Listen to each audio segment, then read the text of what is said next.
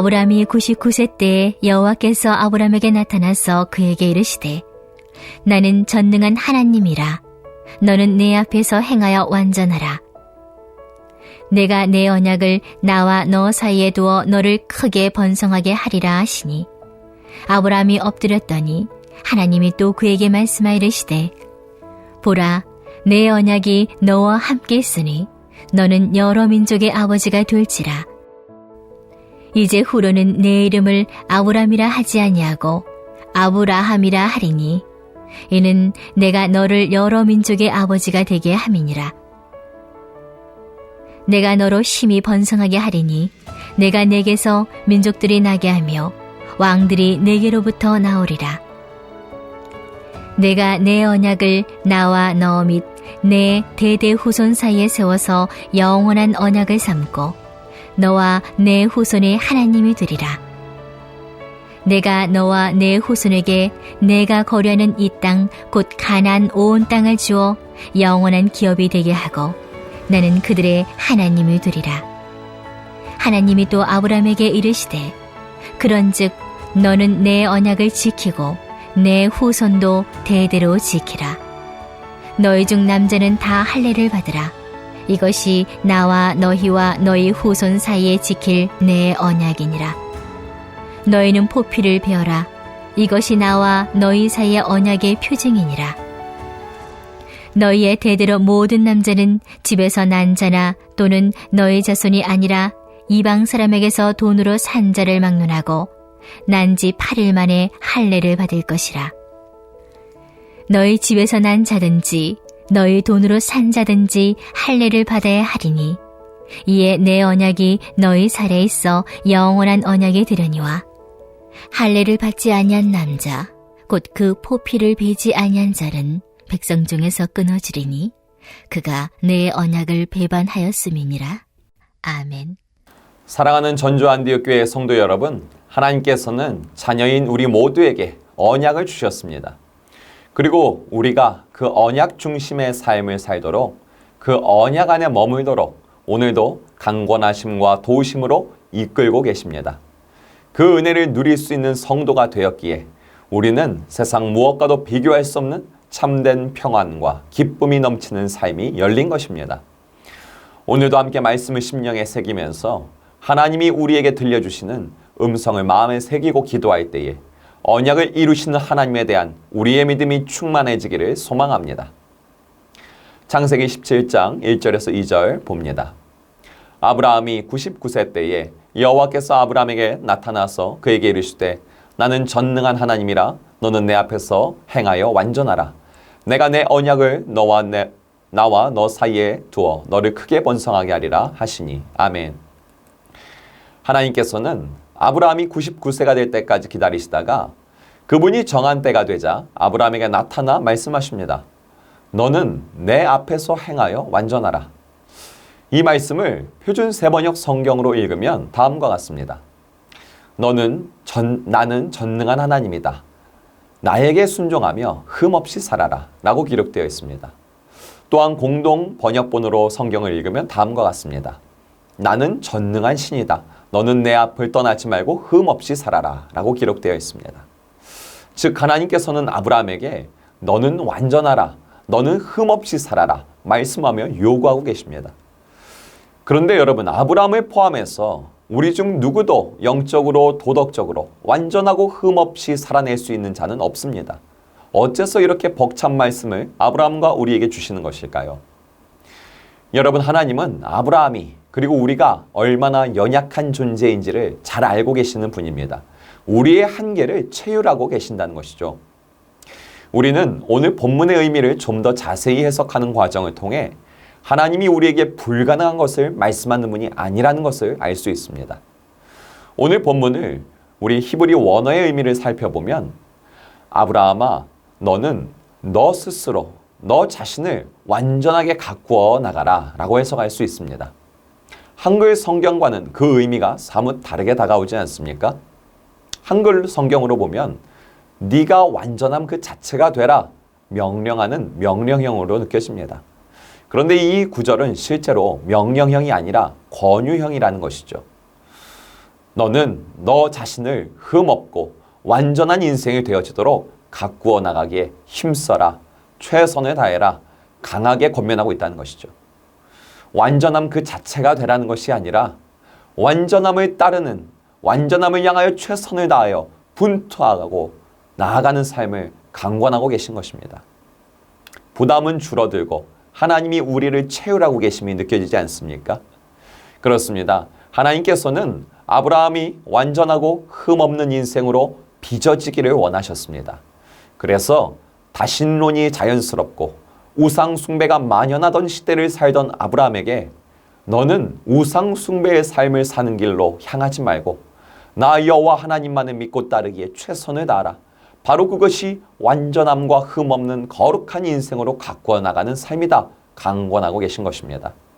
그리고 그 옛날 아브라함에게만이 말씀하신 것이 아니라 예수 그리스도의 재림을 준비하며 있는 성도인 저와 여러분들에게도 동일하게 강구하고 계십니다. 너희는 세상 풍조가 나날이 변하여도 나 여호와 하나님만을 믿고 따름을 통해 완전함을 향하여 흠없는 거룩함을 향하여 달리는 성도가 되어라. 오늘도 저와 여러분이 완전함과 거룩함을 향하여 분투하기를 격려하시면서 강권하는 주님의 음성이 느껴지십니까? 주님은 시시때때로 변해가는 우리의 약함을 아시기에 오늘도 말씀으로 우리를 강권하시며 언약 중심의 삶으로 우리를 초대하고 있음을 깨달으시기 바랍니다. 그렇습니다. 하나님께서는 아브라함에게 그리고 우리에게 완전하며 흠없는 삶을 향하여 분투하라 강권하는 말씀 속에는 하나님만 참신으로 믿고 따르라는 유일신 사상만 그것만 강조되고 있는 것은 아닙니다. 참되고 유일하신 하나님께서 저와 여러분에게 맺어주신 영원한 언약, 하나님께서는 우리의 연약함을 채울하시면서 우리가 언약 중심의 삶을 살도록 견인하고 있다는 것을 오늘 말씀을 통해 깨달으라는 것입니다. 우리가 아브라함의 인생을 조금만 돌아봐도요, 하나님께서 우리의 약함을 채울하시면서 동시에 그분의 주권으로 언약을 이루어가고 계시는 것을 알 수 있습니다. 여러분, 하나님께서 아브라함에게 75세 때에 그에게 나타나셔서 그를 부르시고 언약을 맺어주셨죠. 그 부르심과 언약에 대한 기록이 바로 창세기 12장 2절입니다. 내가 너로 큰 민족을 이루고 내가 너에게 복을 주어 너를 창대하게 하리니 너는 복이 될지라. 하나님이 그렇게 말씀하셨습니다. 아브라함은 이러한 하나님의 부르심과 언약에 믿음의 자세를 보였습니다. 갈 바를 알지 못했지만 고향을 떠나는 믿음의 자세를 보였습니다. 그렇게 아브라함이 언약 중심으로 생각하고 행동하는 삶을 하나님은 기쁘게 받으셨습니다. 그런데 하나님의 그 기쁨이 그리 오래 가지는 못했다는 것이죠. 아브라함은 자신의 목숨을 건지기 위해 언약 중심의 삶을 함께 걸어갈 동반자이자 큰 민족을 이루는 데 쓰임받을 그의 아내 사라를 애굽왕 바로에게 넘겨버립니다.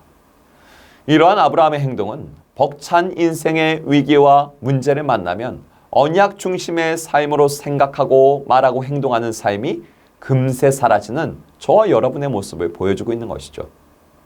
그러나 우리에게 언약을 맺어주시고 동시에 우리의 약함도 아시고 그것을 아심에도 불구하고 언약을 이루어 가시는 하나님께서는 아브라함과 사라를 그 위기에서 건지십니다. 다시 그 둘이 하나님 중심의 삶을 살도록 연합시켜 주십니다. 이 역시 저와 여러분이 언약을 믿지 못하고 흔들려도 우리를 건져주시고 우리를 언약 안에 머물게 하시는 그 하나님이 계시다는 것을 깨달으라는 것이죠. 그러다가 창세기 15장에 가면 하나님께서는 너로 큰 민족을 이루게 하겠다 약속했던 것을 더 명확하고 구체적으로 아브라함에게 밝혀주십니다.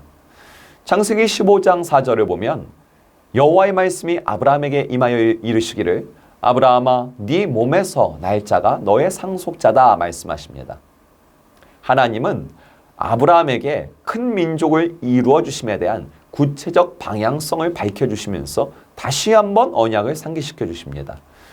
하지만 아브라함은 언약을 이루어가는 하나님을 경험했음에도 불구하고 후손을 주겠다던 약속이 10년간 이루어지지 않자 또다시 언약 중심의 삶이 흔들립니다. 그 결과가 바로 자신의 아내가 아닌 여종인 하갈과 잠자리를 하여 얻게 된 이스마엘이었습니다. 아브라함은 이번에도 언약 중심의 삶인 동반자 사라를 외면한 것이죠. 그런데 이번에도 하나님께서는 아브라함이 흔들렸다고 해서 언약을 파기하지 않으십니다. 불신앙의 결과물인 이스마엘 사건이 발생한 지 13년이 지난 시점에 언약을 이루시는 유일한 주체가 되시는 하나님은 다시 아브라함에게 나타나서 임재하셔서 오늘과 같이 말씀하고 계신 것입니다. 오늘 본문 창세기 17장 4절에서 5절입니다. 보라, 내 언약이 너와 함께 있으리니 너는 여러 민족의 아버지가 될지라. 이제 후로는 내 이름을 아브람이라 하지 아니하고 아브라함이라 하리니 이는 내가 너를 여러 민족의 아버지가 되게 함이라. 아멘. 언약을 이루어 가시는 하나님께서는 그 언약 중심의 삶이 흔들리는 아브라함에게 보라, 내 언약이 너와 함께 있게 하겠다. 다시금 새겨주십니다. 그 귀한 언약을 누리기에 자격이 없는 인생인 아브라함에게 내가 너를 여러 민족의 아버지가 되게 하리라 선언하시면서 언약을 이루어가는 주체가 하나님이 되심을 나타내 주십니다.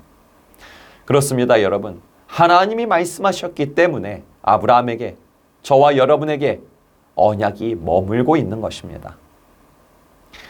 하나님의 입에서 나오는 말씀이 선포되어졌기 때문에 열방의 아버지로 불릴 자격이 없는 아브라함이 열방의 아버지가 될 수 있는 것이고, 열방의 영혼을 품을 그릇이 되지 않는 저와 여러분이 열방의 영혼을 품고 기도하는 자가 될 수 있는 것입니다. 그렇다면 하나님께서는 왜 자격 없는 아브라함과 저와 여러분에게 언약을 주시고 그 안에 머물게 하시고 이루어 가시며 언약을 누릴 자격을 허락하시는 것입니까? 그것은 그 이유에 대해서 말씀을 통해 밝혀주십니다. 창세기 17장 7절입니다. 내가 내 언약을 나와 너 및 내 대대 후손 사이에 세워서 영원한 언약을 삼고 너와 내 후손의 하나님이 되리라. 아멘. 하나님께서 맺어주신 언약은 영원을 두고 이루어 가시는 영원한 언약이라 말씀하십니다. 그렇습니다. 하나님께서는 아브라함 한 사람만을 위해 이스라엘 민족의 건국만을 최종 목적 삼고 한시적 언약을 이루어 주신 게 아닙니다. 하나님이 맺으신 언약은 아브라함을 넘어서 이스라엘을 넘어서 우리를 넘어서 우리 미래 후손을 넘어서 영원으로 역사하시는 영원한 언약입니다. 영원히 살아서 역사하는 언약이라는 것입니다. 아무리 아브라함이 연약해도, 우리와 우리 후손들이 아무리 연약해도, 우리의 삶이 아무리 흔들려도 영원한 언약은 그 효력이 동일하다는 것입니다.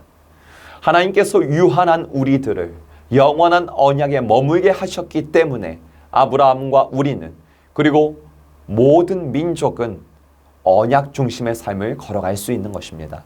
바로 지금 이 순간에도 하나님이 우리를 그렇게 견인하고 계시다는 것입니다. 그러므로 여러분, 하나님께서는 그 영원한 언약을 우리의 유한한 육체의 어느 부위가 아닌, 어느 신체의 일부분이 아닌 영원히 존재할 우리의 심령에 새긴 것을 우리는 깨달아야 합니다.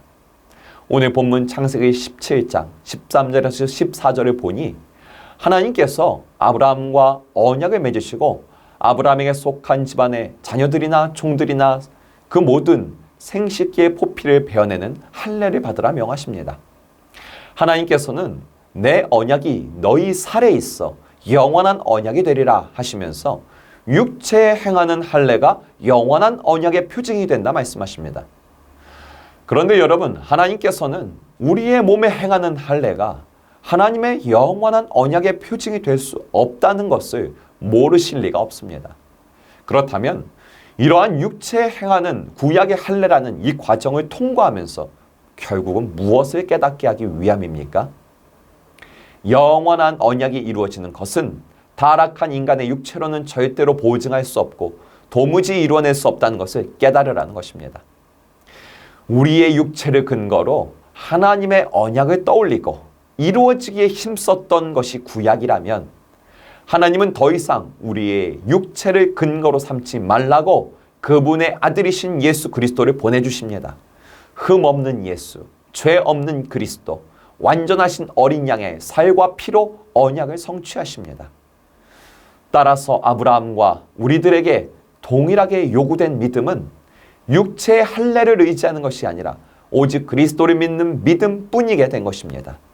예수 그리스도가 살과 피로 이룬 그 십자가 사건이 곧 영원한 언약이 성취되는 사건임을 믿는 믿음, 그 믿음을 우리에게 심령에 새겨주려는 것이 바로 구약의 할례제도, 오늘의 그 할례제도 속에 담겨있는 참뜻인 것입니다. 로마서 2장 29절이 이것을 밝혀 말해주고 있지 않습니까? 할례는 마음에 알지니 영에 있고 율법 조문에 있지 아니한 것이라. 그 칭찬이 사람에게서 난 것이 아니요 다만 하나님에게서라. 아멘. 결국 오늘 본문 말씀에 너희의 살에 할례를 하라는 것은 심령에 새기는 믿음의 할례를 가기 위한 과정이고, 그래서 구약의 예레미야 선지자를 통해서도 내가 나의 법을 너희의 마음속에 기록하며 나는 너희의 하나님이 되고 너희인 내 백성이 될 것이라 말씀하고 계시며, 믿음의 할례를 마음에 새길 것을 예언하십니다. 오늘 말씀을 정리해 보기 원합니다. 우리에게 영원한 언약을 들고 찾아오신 분이 바로 은혜의 하나님 되십니다. 우리가 영원한 언약 안에 머물며 언약 중심의 삶으로 한 걸음 한 걸음 전진하는 것도 알고 보면 우리 뒤에서, 우리 안에서, 우리 앞에서 우리를 강권하고 견인하시는 하나님의 도우심이 있기 때문에 우리가 가능한 거라는 것입니다. 그 은혜의 하나님을 힘입어 언약이 이루어지는 삶을 맛보며 체험하라는 것입니다. 그래서 오직 하나님이 다 이루었다고 고백할 수밖에 없다는 것입니다. 여러분, 하나님께서는 우리가 그 전능한 하나님을 굳게 믿으면 우리가 그 언약 안에 머무는 것과 언약 중심의 삶을 사는 것 역시 하나님의 견인으로만 가능하다는 것을 굳게 믿으면 완전할 수 없는 우리를 완전한 자로 여겨주시겠다고 약속하십니다. 내 안에 새겨주신 영의 할례, 즉 예수 그리스도, 그를 믿는 믿음으로, 예수 그리스도의 영이신 성령님을 의지하는 믿음으로 오늘 그 믿음으로 살라고 말씀하십니다. 오늘 하루도 언약이 이미 이루어졌음을 믿으며 남은 재림에 대한 언약도 이루어 가실 하나님의 그 역사를 믿으며 소망하는 저와 여러분 되시기를 소망합니다. 아멘. 이 시간 함께 기도하기 원합니다. 나와 우리 가정 그리고 교회와 세계 열방에 언약을 주신 하나님을 찬양합니다. 그 귀한 언약이 반드시 이루어질 것을 굳게 믿고 언약 중심의 삶을 살도록 충만케 하옵소서. 오늘도 각 처소에서 하나님의 언약을 소망 삼고 사역하는 도시 미자립교회, 농촌교회 목사님들과 그 가정들을 기억하시고 해외 선교사님들과 그 가정들을 기억하소서. 모든 목회자, 선교사, 평신도 사역자들에게 넘치는 새 힘을 부어주소서. 우리 함께 예수 그리스도의 이름을 의지하여 기도합시다.